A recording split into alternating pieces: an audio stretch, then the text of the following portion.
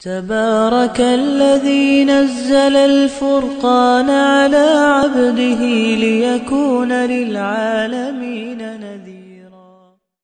حضور اقدس صلی اللہ علیہ وسلم کا ارشاد ہے کہ جماعت کی نماز اکیلے کی نماز سے 27 درجہ زیادہ ہوتی ہے۔ جب آدمی نماز پڑھتا ہے اور ثواب ہی کی نیت سے پڑھتا ہے تو معمولی سی بات ہے کہ گھر میں نہ پڑھے، مسجد میں جا کر جماعت سے پڑھ لے کہ اس میں کچھ مشقت ہے نہ دقت، اور اتنا بڑا ثواب حاصل ہوتا ہے۔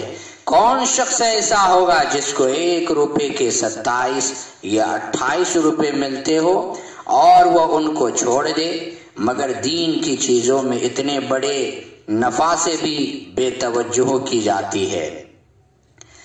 اس کی وجہ اس کے سوا اور کیا ہو سکتی ہے کہ ہم لوگوں کو دین کی پرواہ نہیں، اس کا نفع ہم لوگوں کی نگاہ میں نفع نہیں۔ دنیا کی تجارت جس میں 1 آنا 2 آنا فی روپیہ نفع ملتا ہے، 10 روپیہ نفع ملتا ہے یا 2 روپے 3 روپے نفع ملتا ہے، اس کے پیچھے دن بھر خاک چھانتے ہیں، یعنی صبح سے لے کر شام تک کھیت میں پڑے رہتے ہیں 1-2 روپے کے نفع میں۔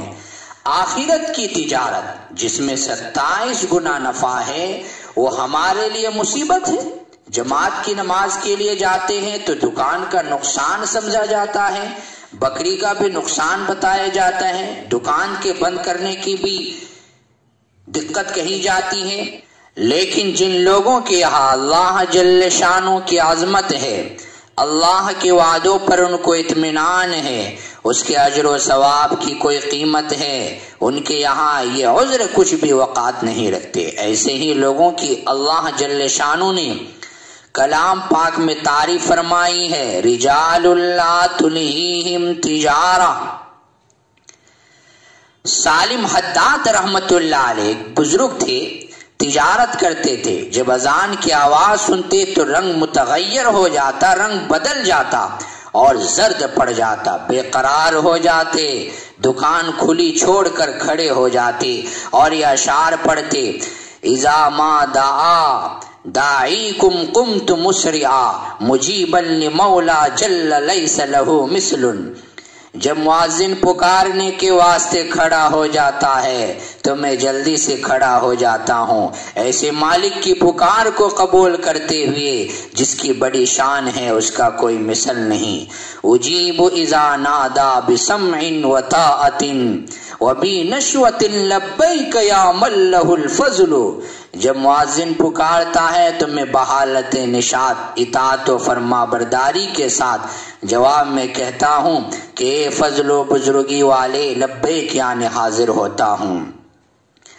وَيَصْفِرُ لَوْنِي خِيفَةً وَمَحَابَةً وَيُرْجِعُنِي عَنْ كُلِّ شُغْلٍ بِهِ شُغْلٌ، اور میرا رنگ خوف اور ہیبت سے زرد پڑ جاتا ہے، اور اس پاک ذات کی مشغولی مجھے ہر کام سے بے خبر کر دیتی ہے۔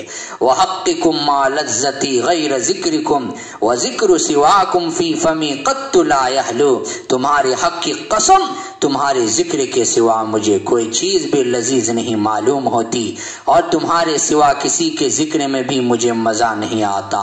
مَتَى يَجْمَعُ الْأَيَّامُ بَيْنِي وَبَيْنَكُمْ وَيَفْرَحُ مُشْتَاقٌ إِذَا جَمَعَ الشَّمْلُ۔ دیکھیے زمانہ مجھ کو اور تم کو کب جمع کرے گا، اور مشتاق تو جب ہی خوش ہوتا ہے جب اجتماع نصیب ہوتا ہے۔ فمن شاہدت عیناہ نور جمالکم یموت اشتیاقا نحوکم قط لا یسلو۔ جس کی آنکھوں نے تمہارے جمال کا نور دیکھ لیا ہے تمہارے اشتیاق میں مر جائے گا، کبھی بھی تسلی نہیں پا سکتا۔